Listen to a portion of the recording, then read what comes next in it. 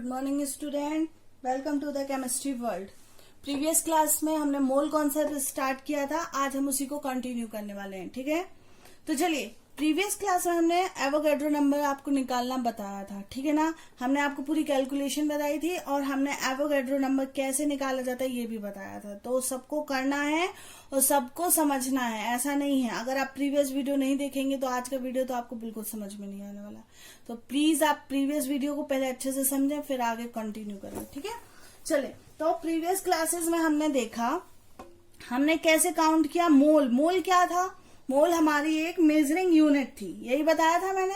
और क्या बताया था मैंने कि मोल क्या करता है, हमारे जो मतलब एटम्स हैं, पार्टिकल्स हैं, उनको काउंट करने के लिए हमें कैपेसिटी देता है। ठीक है ना, तो हमने बोला था कि मोल क्या है, मेजरेबल यूनिट है जो हमें एटम्स और पार्टिकल्स को काउंट करने में हेल्प करता है।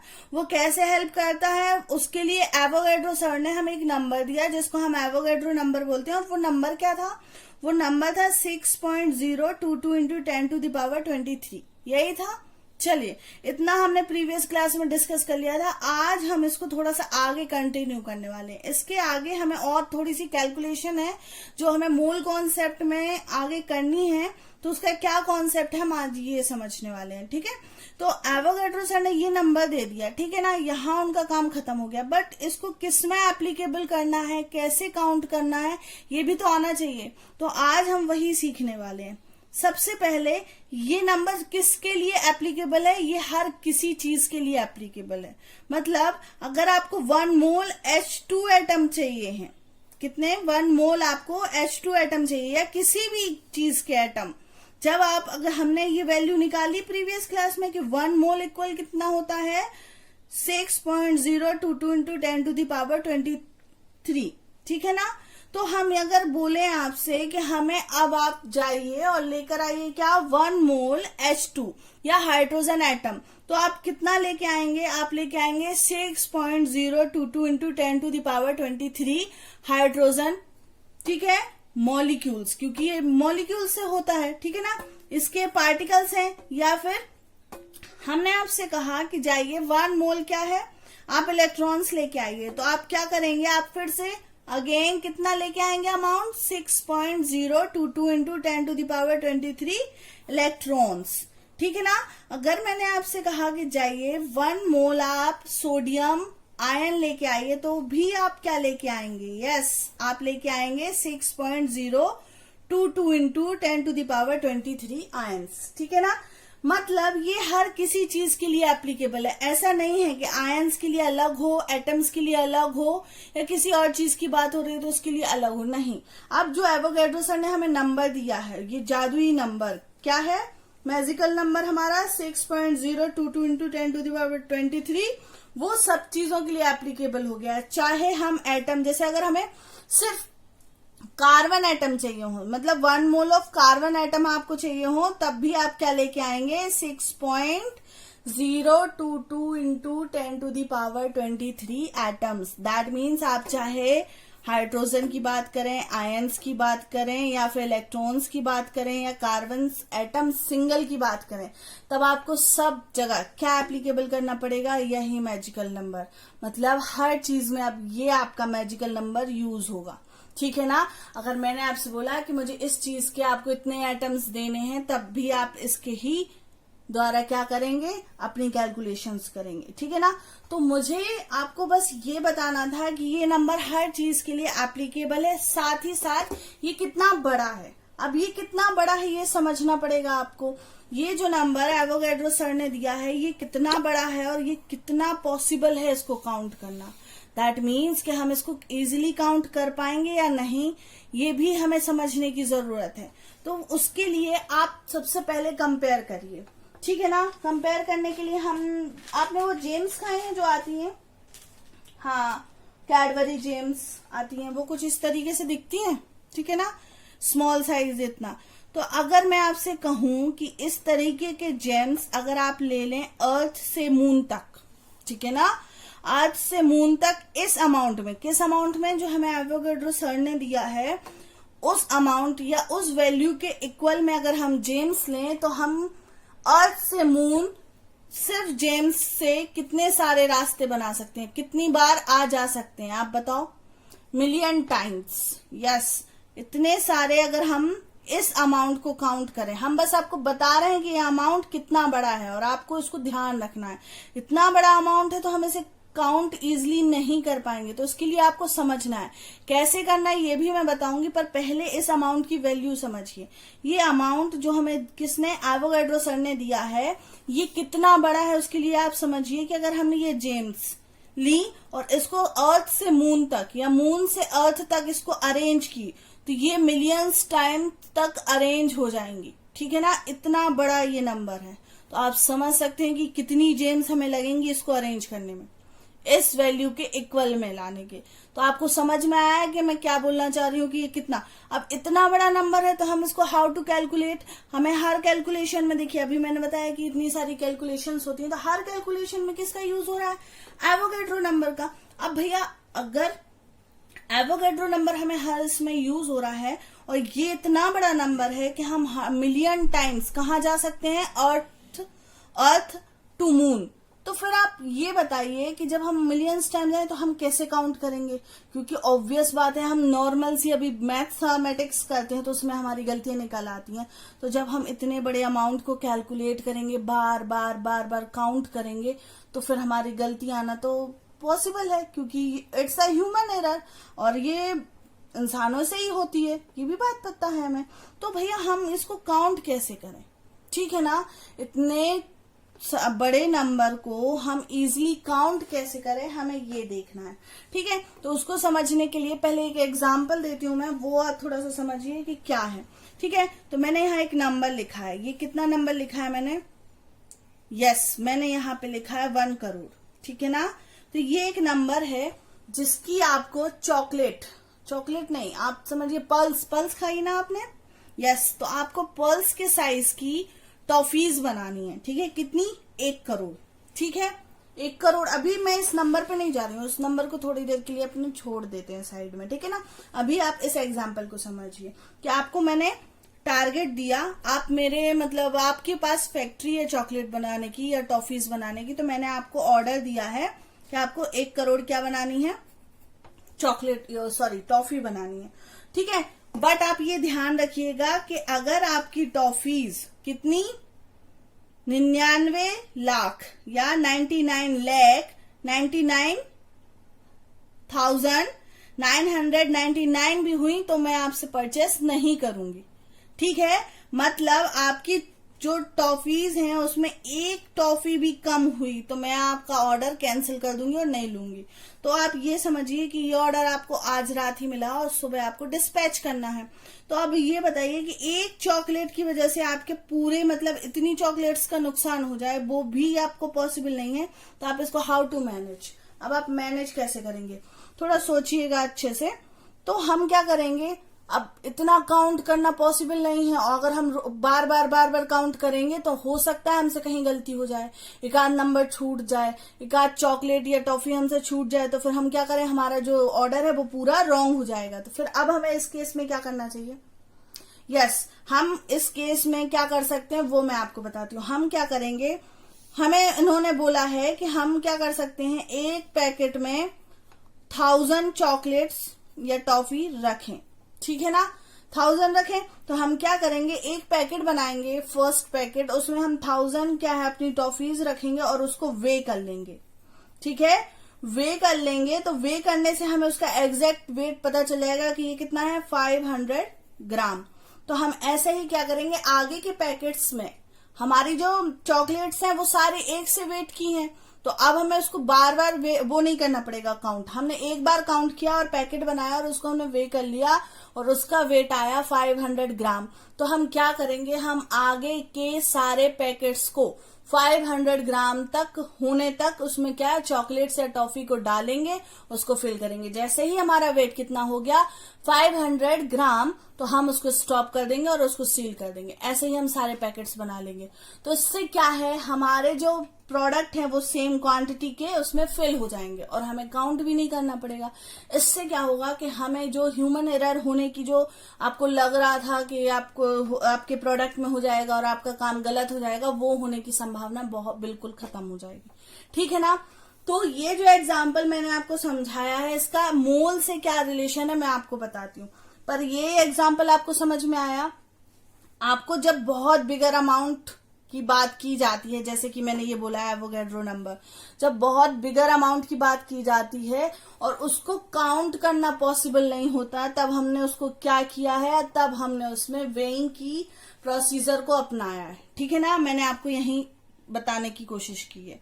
ठीक है ना। तो अब हमें ये समझना है कि ये वाले एग्जाम्पल में मैम ने जो टॉफीज को काउंट करवाया है, वैसे ही यहाँ पे एवोगैड्रो में हम अपने मोल्स के जो एटम्स हैं उनको काउंट करेंगे। ठीक है ना। उसको किसमें, ग्राम में हम काउंट कर लेंगे, तो वो जितने ग्राम आएगा उतना ही हमारा मोल हो जाएगा। अब वो कैसे हम समझाते हैं, आप थोड़ा सा समझने की कोशिश करिएगा। ठीक है। अब देखिए, जैसे कि हमारे पास क्या है, 1 मोल। क्या है? 1 मोल ऑफ एनी सब्सटेंस। ठीक है। अब देखिए, ये 1 मोल ऑफ एनी सब्सटेंस, मैं यहां सबके लिए बात कर रही हूं। ओके। तो आप ये मत सोचिएगा कि मैम यहाँ पे सिर्फ एक के लिए बता रही है, तो ये सबके लिए एप्लीकेबल होगा, बस आपको समझना है। चलिए, तो हमने यहाँ पे आपको भी क्या बताया कि हमारा जो मोल है वो किसके इक्वल है, 6.022 इंटू 10⁻23। मतलब 1 मोल की अगर बात हो रही है, 1 मोल हमें चाहिए है, तो हमें कितने एटम्स होने चाहिए उसके अंदर, 6.022 इंटू 10⁻23। दैट मीन्स अगर 1 मोल किसी भी सब्सटेंस की बात कर रहे हैं तो उसमें कितने नंबर ऑफ पार्टिकल्स होंगे? Yes, 6.0223 into 10⁻23। ठीक है, नंबर ऑफ पार्टिकल्स। ठीक है, ये क्लियर हुआ सबको? बट अब इतना बिगर अमाउंट हम कैलकुलेट तो नहीं कर सकते, इसलिए तो हम क्या करेंगे, हम उसका मोलर मास निकाल लेंगे। Molar mass. अब मोलर मास तो आपने प्रीवियस क्लास में पढ़ा ही है कि क्या है, नहीं है तो मैं यहाँ पे भी क्लियर कर देती हूँ। बस आप पहले ये समझिए कि यहाँ पे 1 मोल ऑफ एनी सब्सटेंस में कितने नंबर ऑफ पार्टिकल हैं, 6.022 इंटू 10⁻23। और अगर हमसे ये काउंट करते नहीं बन रहा है तो हमने उसी का क्या निकाला है, मोलर मास और atomic mass. Atomic mass in case of single atom you count. ठीक है ना। तो आपको ये ध्यान रखना है कि आप काउंट किसको कर रहे हैं। अगर आप NaCl को काउंट कर रहे हैं तो इसका क्या आ जाएगा, मोलर मास। मोलर मास ही मॉलिक्यूलर मास कहलाता है। मोलर मास की डेफिनेशन है, mass in gram is called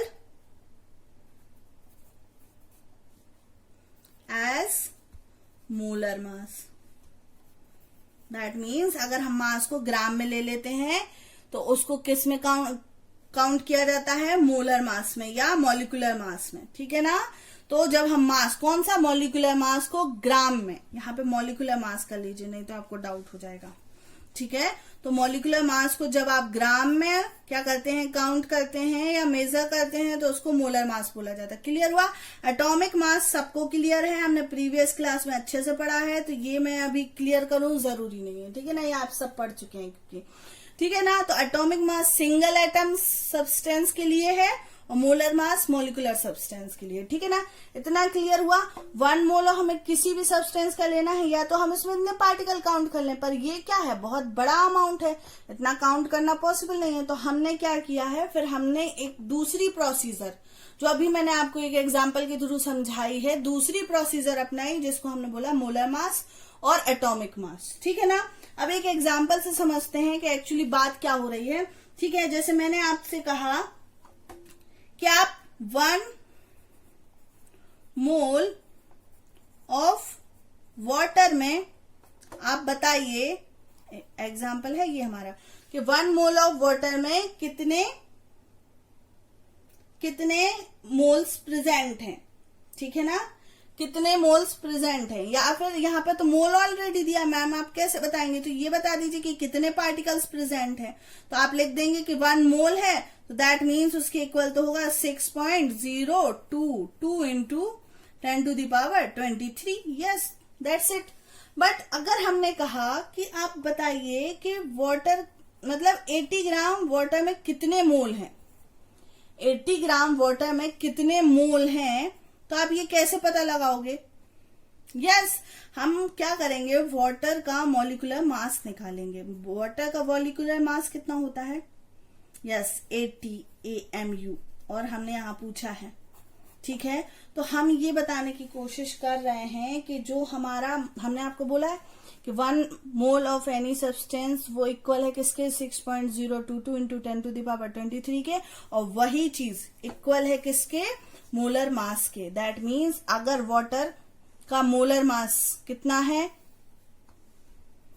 80 AMU, तो आपको ये ध्यान रखना है कि 1 मोल H2O में इतने एटम्स प्रेजेंट हैं और वो कितना ग्राम है, वो 80 ग्राम है। और 80 ग्राम अगर हमने आपसे इस तरीके से पूछा कि 80 ग्राम ऑफ वाटर में कितने एटम्स प्रेजेंट हैं, तो भी आपका आंसर क्या होगा, ये होगा। समझ में आया? मतलब आप चाहे इस तरीके से घुमाएं चाहे इस तरीके से घुमाएं, आपका आंसर आएगा। मतलब ये इसके इक्वल भी है, ये इसके इक्वल भी है, ये दोनों वैल्यू एक साथ हैं। ठीक है ना? चलिए एक और एग्जांपल समझते हैं तो फिर आपको थोड़ा और क्लियर होगा। जैसे हमने बोला 1 मोल ऑफ कार्बन में, 1 मोल ऑफ कार्बन का कितना वेट है। ठीक है ना, इस तरीके से बोल लेते हैं। तो देखो हमें तो ये पता है, हम ऑलरेडी देख चुके हैं कि हमने क्या बताया है कि 1 मोल इक्वल कितना है, 6.022 into 10⁻23। That means 1 mole of carbon में कितने एटम्स होंगे, इतने एटम होंगे। और इसका वेट कितना होगा, तो कार्बन का वेट कितना होता है, यस 12। तो हम यहाँ पे क्या कर लेंगे, हम इसका मॉलिक्यूलर मास निकाल लेंगे, मॉलिक्यूलर मास या एटॉमिक मास। ठीक है ना, इसीलिए मैंने यहाँ पे एटॉमिक मास लिखा हुआ। ठीक है, चलिए एक और एग्जांपल। जैसे मैंने अगर बोला, अब मॉलिक्यूल्स ले लेते हैं, जैसे NaCl बोला था, यहाँ पे NaCl ही ले लेते। तो NaCl का मॉलिक्यूलर मास कितना होता है, NaCl का पहले तो बताइए 1 मोल कितना होगा, कितने पार्टिकल प्रेजेंट होंगे, 6.022 इंटू 10⁻23, और इसका मॉलिक्यूलर मास कितना होगा 58.5 ग्राम। दैट मीन्स ये दोनों वैल्यू इक्वल है। क्या है, ये वैल्यू इक्वल है। अब दिखा आपको, देखिए NaCl के 1 मोल की अगर हम बात करें यहाँ पे, तो NaCl में क्या है, अगर हमने बोला 1 मोल कितना है, तो इतने एटम्स प्रेजेंट है, और वो कितने है, उसका मोलर मास कितना है 58.5, और ये दोनों वैल्यू क्या है, इक्वल है। दैट मीन्स हम ये कह सकते हैं कि 58.5 ग्राम में इतने पार्टिकल्स कंटेन है। ठीक है, मतलब आप कुछ भी बोलिए, वैल्यू सबकी सेम है। ठीक है ना, अगर 1 मोल ऑफ कार्बन की बात करें तब भी, और उसका मोलर मास है तब भी, आप कुछ भी बात करें दोनों की वैल्यू सेम आएगी। ठीक है, आपको क्लियर हुआ इतना? ठीक है, चलिए तो ग्लूकोज का आप निकालेंगे, ग्लूकोज का मॉलिक्यूलर मास निकालेंगे और उसमें बताएंगे ग्लूकोज का फॉर्मूला कितना होता है, C6H12 और O6। इसका मॉलिक्यूलर मास कितना होता है, यस 180 ग्राम। अब इसमें 1 मोल एटम्स कितने प्रेजेंट होंगे, यस हमें पता है 6.022 इंटू 10⁻23। ठीक है, तो हमने समझा, आज हमने 2 चीजें आज बहुत अच्छे से समझी। एक कि हमारे पास जो एवोगाड्रो नंबर आया, जो हमने प्रीवियस वीडियो में बहुत अच्छे से डिस्कस किया था, वो नंबर कितना बिगर है, उसको कैसे कैलकुलेट करना है और कहाँ कहाँ कैलकुलेट करना है, कैसे उसको यूज करना है। ठीक है, हमने उसको हर जगह एप्लीकेबल किया, हमने उसको हाइड्रोजन, मॉलिक्यूल्स, आयन सबके केस में एप्लीकेबल किया। फिर हमने उसको समझा कि वो कितना बड़ा है। ठीक है ना, यहाँ पे तो हमने एक एग्जाम्पल समझा पर्ल्स के, ठीक है ना, चॉकलेट के एग्जाम्पल से समझा, टॉफी के एग्जाम्पल से कि वो कितना बड़ा है। उससे हमने ये समझा कि हमें इस जो इतने बिगर अमाउंट को, ये बात यहाँ पे हमने की है, वो उसको हमें कैलकुलेट कैसे करना है। तो मैंने वही बताया है कि कोई भी मोल का सब्सटेंस है, अगर आप उसके एटम्स को या पार्टिकल्स को काउंट नहीं कर पा रहे हो, तो उसका मोलर मास या एटॉमिक मास निकाल लो, तो आप काउंट कर पाओगे। ओके, चलिए अब हम आगे देखते हैं। चलिए अब हम देखते हैं कि अगर अब हमारे पास क्या है, कि हमें अगर कोई काउंट करने के लिए बोल रहा है, क्या काउंट करने के लिए बोल रहा है कि नंबर ऑफ मोल्स बताइए। जैसे फॉर एग्जाम्पल, एक एग्जाम्पल करते हैं हम। फॉर एग्जाम्पल हमसे बोला गया, चलिए एग्जाम्पल लिख लेती हूँ पहले मैं। हमसे बोला गया 360 ग्राम ऑफ ग्लूकोज, ठीक है ना, शुगर या ग्लूकोज। अभी मैंने फॉर्मूला बताया था कि क्या था, 360 ग्राम ऑफ ग्लूकोज में आप बताइए थे how many moles are contain in 360 gram of glucose, ठीक है ना। तो इसको कैसे काउंट करना है, तो एक फॉर्मूला देती हूं मैं, वो बहुत सबको याद रखना है। क्या है फॉर्मूला, तो देखिए फॉर्मूला है नंबर ऑफ मोल्स के लिए। नंबर ऑफ मोल्स को हम डिनोट करेंगे स्मॉल एन से, और हम फिर देखेंगे given mass divided by molecular mass या मोलर मास, ठीक है ना। ये हमारा फॉर्मूला है इन केस जब हमारे पास मास में वैल्यू है, ठीक है, याद रखिएगा।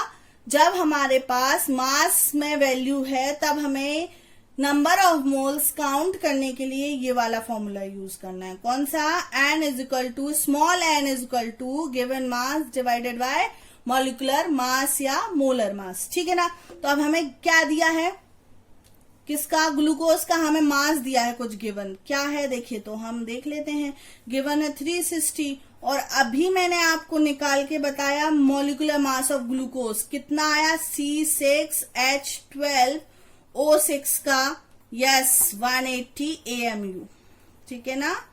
ये आप लोग सब निकाल लीजिएगा, ठीक है ना। तो कितना आया 180 AMU। तो हमारे पास नंबर ऑफ मोल्स कितने आ गए, 82 सा, तो 2 मोल्स, यस आ गया सबका आंसर। तो इस तरीके के आपको क्वेश्चंस करने हैं। चलिए नेक्स्ट आगे हम देख लेते हैं। अब अगर हमारे पास देखो, ये एक एग्जांपल था जब आपके पास जो आपके मॉलिक्यूल्स हैं वो किसमें ग्राम में वैल्यू दे रहे हैं, तब आपको ये वाला फॉर्मूला लगाना है, ठीक है। एक दूसरा केस भी हो सकता है, ये फर्स्ट केस बोल लेते हैं हम, एक और दूसरा केस भी हो सकता है जब हमारे पास वैल्यू पार्टिकल्स में हो। मतलब जरूरी नहीं है कि हर बार हम किस में काउंट करें, ग्राम में। हम हो सकता है पार्टिकल्स भी आपको बता दें। तो जैसे कि हम how many moles are contain in sodium, ठीक है ना। How many moles are contain 12.044 into 10 to the power 23 sodium. How many moles are contained in 12.044 into 10 to the power 23 sodium, ठीक है ना। अब आपको बताना है, अभी इस केस में था ग्राम और इस केस में है पार्टिकल्स, ठीक है ना। इतने पार्टिकल्स हैं सोडियम के, तो आपको बताना है कि कितने मोल्स हैं, ठीक है ना। तो इसके लिए फॉर्मूला है स्मॉल एन यानी यस नंबर ऑफ मोल्स, और इसका formula given number of particles divided by Avogadro number,